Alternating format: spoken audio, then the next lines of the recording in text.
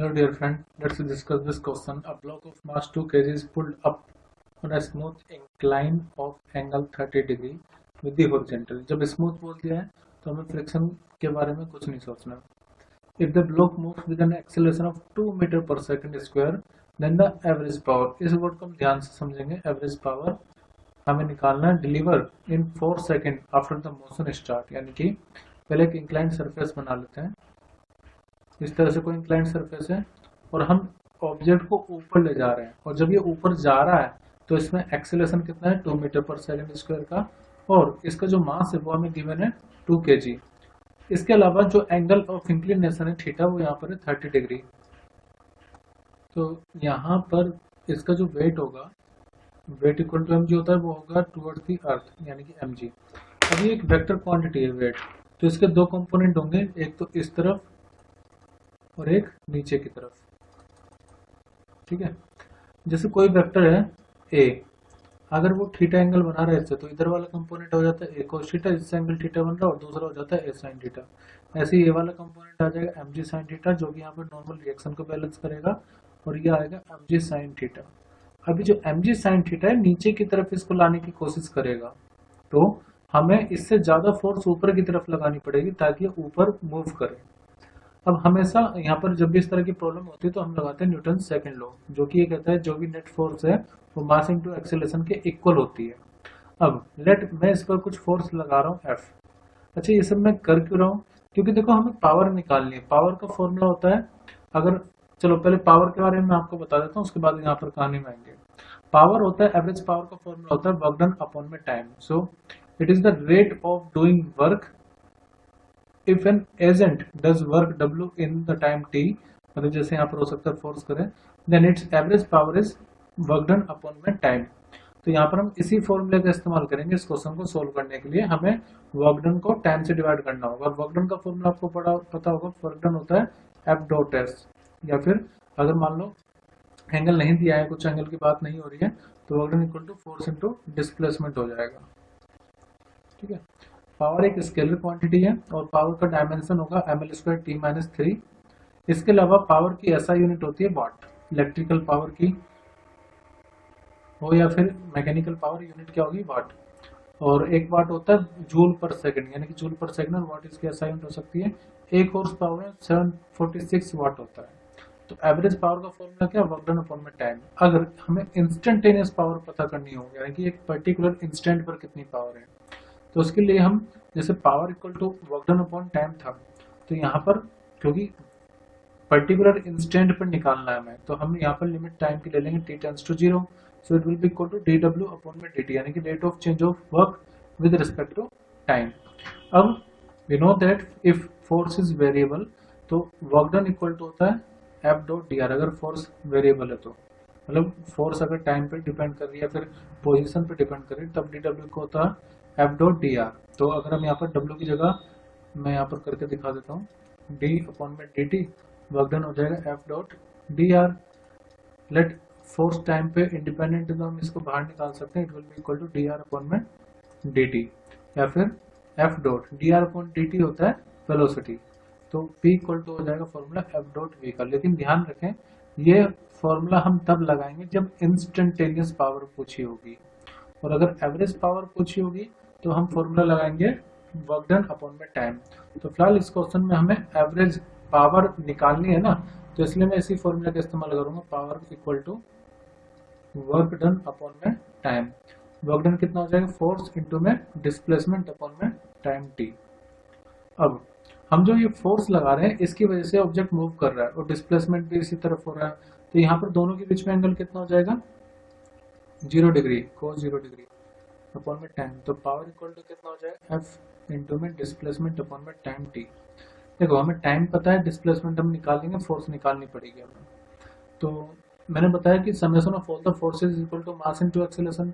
हम इसको ऊपर की तरफ ले जा रहे हैं F फोर्स लगा करके. F फोर्स हमने अप्लाई करी, लेकिन उसमें से हमें ओवरकम करना होगा mg sin थीटा को, क्योंकि वो नीचे की तरफ उसको धकेलने की कोशिश कर रहा है, नीचे की तरफ वो जाने की कोशिश करेगा mg sin थीटा की वजह से. तो जो नेट फोर्स बचेगी वो होगी F minus mg sin theta.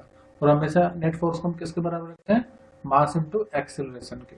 हमें एक्सेलरेशन पता है, मास भी पता है, तो यहाँ से हम अप्लाई जो फोर्स हमें करनी पड़ेगी जो इसको ऊपर ले जाने के लिए कि हम उसको 2 मीटर पर सेकंड स्क्वायर का एक्सेलरेशन प्रोवाइड कर सके, वो कितनी फोर्स हम लगाएंगे। सो वो फोर्स होगी F इक्वल टू एम में प्लस में, इसको इस तरफ ले जाओ तो ये हो जाएगा mg साइन थीटा। तो पहले फोर्स निकाल लेते हैं। फोर्स इक्वल टू मास को आप कॉमन ले सकते हैं, ये आ जाएगा a प्लस में g साइन थीटा। फिलहाल थीटा हमें गिवन है 30 डिग्री, सो साइन थीटा की वैल्यू कितनी आ जाएगी, साइन 30 डिग्री की वैल्यू हो जाती है 1/2 या फिर 0.5 भी लिख सकते हैं। F इक्वल टू मास कितना है 2, एक्सेलरेशन कितना है 2 है, g की वैल्यू देखो जब g की वैल्यू नहीं दी हो तब 9.8 लेनी चाहिए, दी हो तो जो भी दिया हो 10 दे देते हैं कभी कभी, तो 9.8 लूंगा मैं और यहाँ पर 0.5। अब इसको हम सोल्व कर रहे हैं, 2 प्लस 9.8 इंटू में 0.5, so it will be equal to 4.9 और 4.9 में अगर आप 2 ऐड करोगे तो आ जाएगी 6.9 और फिर 2 से मल्टीप्लाई करोगे तो जो नेट पावर होगी वो आ जाएगी 13.8 न्यूटन। यानी कि इतनी फोर्स हमें अप्लाई करनी पड़ेगी इसको ऊपर ले जाने के लिए।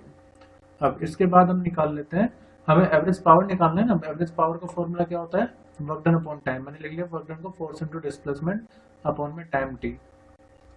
सो पावर, अब डिस्प्लेसमेंट निकालना होगा। डिस्प्लेसमेंट का फॉर्मूला देखो कि जब भी एक्सेलरेशन होता है ना तो हम ये इक्वेशन यूज करते हैं, v equal to u plus a t, s equal to u t plus half a t square और v square equal to u square plus 2s। ये इक्वेशन ऑफ मोशन हम तब इस्तेमाल करते हैं जब एक्सेलरेशन कांस्टेंट हो, जो कि इस क्वेश्चन में भी है।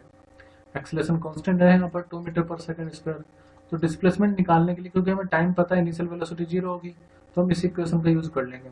इनिशियल वेलोसिटी 0 तो s इक्वल टू यू की जगह पर 0 आ जाएगा, हाफ एक्सेलरेशन है 2 इंटू टाइम का स्क्वायर मतलब 4 का square, so 2 will be cancel out, displacement आ जाएगा 16 मीटर में। अब एवरेज पावर निकाल लेते हैं, तो फोर्स कितना है 13.8 इंटू डिस्प्लेसमेंट कितना है s 16 है अपॉन में यहाँ पर टाइम, ये मैं इस फॉर्मूले का इस्तेमाल कर रहा हूँ। टाइम कितना है, सो टाइम इज 4 सेकेंड। अब ये यहाँ से 4 हो जाएगा तो एवरेज पावर आ जाएगी 13.8 इंटू में 4, so it will be equal to 55.2 watt. 55.2 watt. अब ये तो हो गया एवरेज पावर का फॉर्मूला जो हमने यहाँ पर निकाला, तो आंसर होगा एवरेज पावर के लिए 55.2। अगर हम इंस्टेंटेनियस पावर निकालते हैं तब हम फॉर्मूला लगाएंगे F डॉट V। ठीक है, इंस्टेंटेनियस पावर मतलब कि power delivered by force. So force कितना है यहाँ पर हमने निकाला था 13.8 इंटू में V कितना हो जाता है, देखो V इक्वल टू होता है U प्लस ए टी। अब U तो 0 है तो फाइनल वेलोसिटी इक्वल टू हो जाए, एक्सेलरेशन कितना है, एक्सेलरेशन है 2, टाइम कितना है 4, सो V इक्वल टू आ जाएगा 4 इंटू 2 मतलब 8। तो यहाँ पर हम 13.8 की मल्टीप्लाई करेंगे 8 से, so it will be equal to 110.4 watt. तो ये आ जाएगा इंस्टेंटेनियस पावर। ठीक है, एवरेज पावर निकाला था 55.2 वाट। अब इन दोनों में फर्क क्या है वो समझ लेते हैं। देखो ये जो हमने इंस्टेंटेनियस पावर निकाली है ये हमने t इक्वल टू 4 सेकेंड पर निकाली है, यानी कि exactly t equal to 4 second पर 110.4 पावर डिलीवर हो रही होगी। लेकिन एज अ होल अगर हम देखें from 0 second to 4 second the average power will be equal to 55.2। इसको आप ऐसे समझ सकते हैं, जैसे मान लीजिए आप अलग अलग स्पीड से चल रहे हैं, किसी पर्टिकुलर इंस्टेंट पर आपने अपने स्पीडोमीटर को देखा तो हो सकता है उस टाइम पर स्पीड आपकी हो 55 किलोमीटर पर आवर, लेकिन अगर आप मान लीजिए इनिशियल पॉइंट से फाइनल पॉइंट तक अलग अलग वेलोसिटी से चले होंगे स्पीड से, तो जब आप एवरेज निकालेंगे तो हो सकता है वो इससे कम आ जाए। तो इसलिए एवरेज पावर और इंस्टेंटेनियस पावर डिफरेंट हो सकते हैं।